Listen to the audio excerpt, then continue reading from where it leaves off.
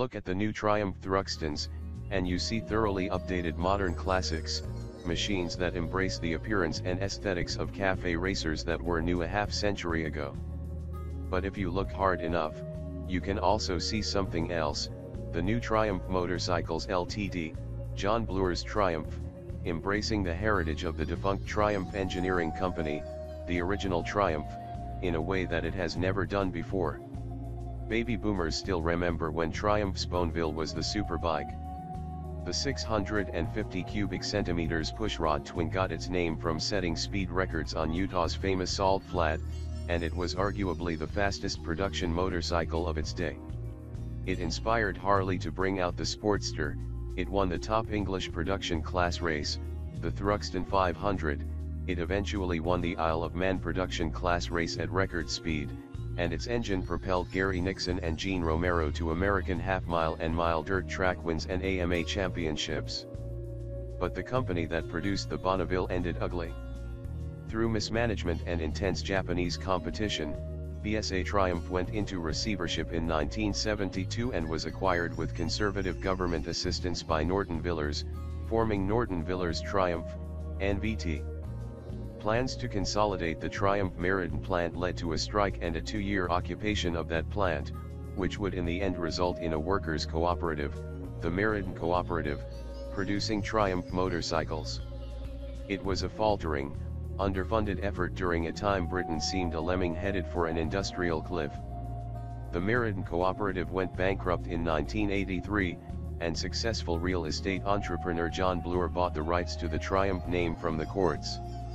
But he and his team wanted almost nothing to do with the old Triumph, which represented to them all that was wrong with British industry: antiquated technology, underinvestment, mismanagement, and perpetual labor wars.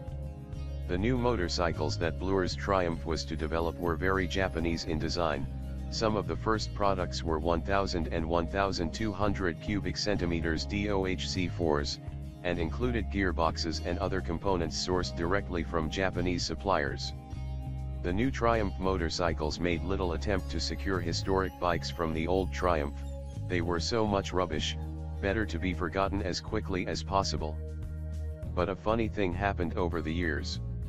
New Triumph succeeded when it built machines that were more like those of the old Triumph. The Big Fours went out of production, but the Triple grew into the Speed Triple and the Daytona, harking back to the 1970 Triumph Trident. The Japanese clone 600 cubic centimeters 4 faded almost before it was released, but the 675 Triple has sold well.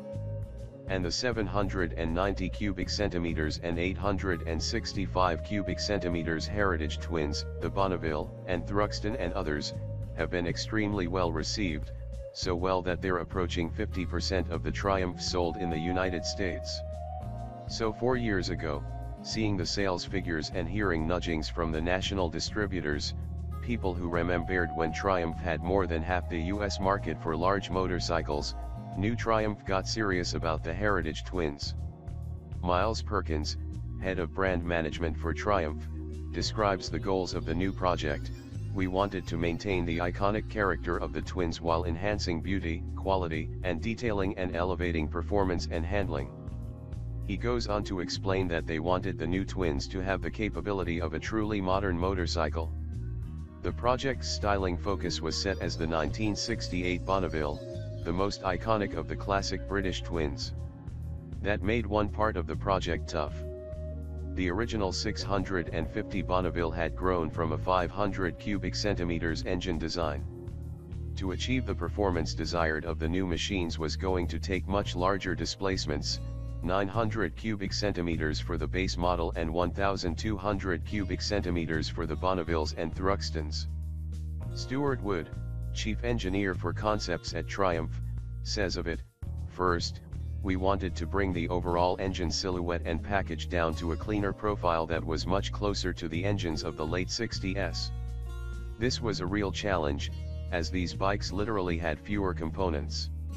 Secondly, we were looking to bring more of the iconic details and features of the original engines into the design, such as the signature right side inspection panel, twin throttle bodies on the 1200s, and engineered external cylinder head bolts. The head of the engine design project, Rob, Triumph does not release full names of anyone other than chief engineers, continues, the styling was so important and of such high value to the aesthetics that most of the cues came in right at the start of the engine design work. Particularly key were the overall proportions and height of the engines, which impacted the fundamental parts like pistons, conrods, crankshafts, and so on. We really wanted the engineering to have traditional values, which gave the original engines the distinctive looks that they had. This was quite unique for the team, where the ambition for perfect engineering would typically drive the development decisions, where we might say, we can't have a noticeable tooling split line. We were actually going, no, it's a genuine casting that must have obvious tooling split lines. We obviously need to make them good and make them look right.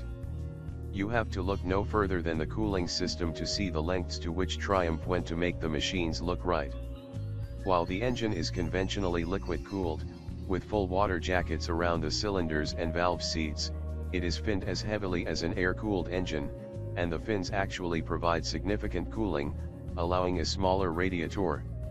Water is routed internally in the engine to two central ports, right on the bike center line, that plug directly into a skinny radiator in front of the engine that masquerades superbly as an oil cooler. The radiator cap is remote and hidden. You have to look hard to find the fan hiding low on the radiator. No one has built a water-cooled bike that has more successfully masqueraded as its air-cooled predecessor. Similarly, the exhaust system was designed to look as if the headers run straight back to the mufflers, with the same vents as used 5 decades ago. However, the headers invisibly divert to a chamber with catalytic converter under the engine and back out again, with a chrome cover panel, giving the very convincing illusion of straight-through pipes. When it came to the two Thruxton models, the intent was to make them look more like the customized, cafe racer derivatives of the Bonnevilles that roamed English tracks and London cafes in the 60s, instead of the only mildly modified Bonneville of the previous Thruxton. As Perkins notes, you can go to the National Motorcycle Museum and see rows of these machines with the long contoured fuel tanks of the day. According to Wood, with the looks of a classic cafe racer and the geometry and capability of a completely modern motorcycle, we set the ambition for the Thruxton to be the most desirable modern classic sports bike in the world.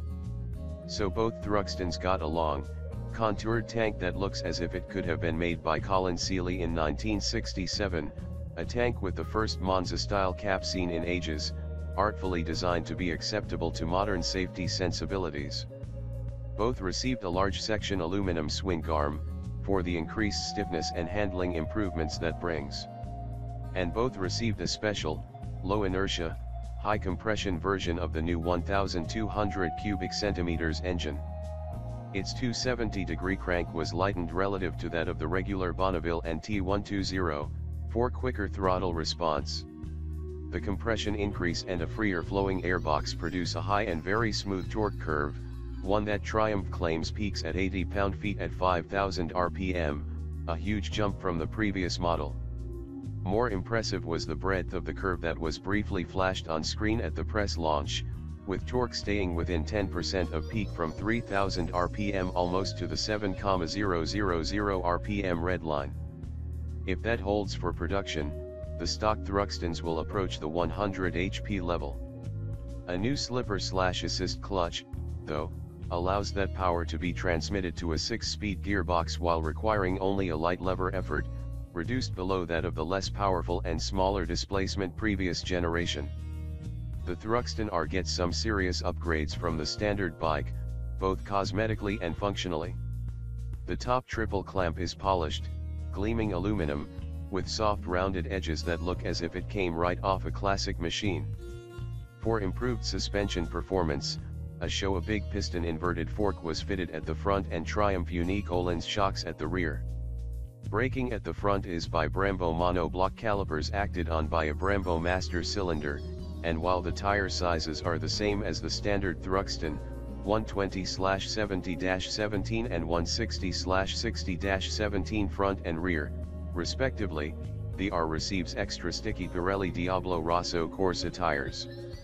On both machines, the old mixes with the new. Very classic aluminum instrument housings encase fully electronically controlled instruments, and both have traction control that can be turned off on the fly via switches on the hand controls. All of the new Heritage Twins come with ABS, but the Thruxtons also get 3 levels of engine response tuning: normal, sport, and rain. Throughout the preview of the Thruxtons, Triumph personnel emphasized the goal with these machines was to make them more powerful, more capable, and more beautiful. The last is easily demonstrated by photographs, and the first 2 are promised by the specifications. We can't wait to ride them for confirmation.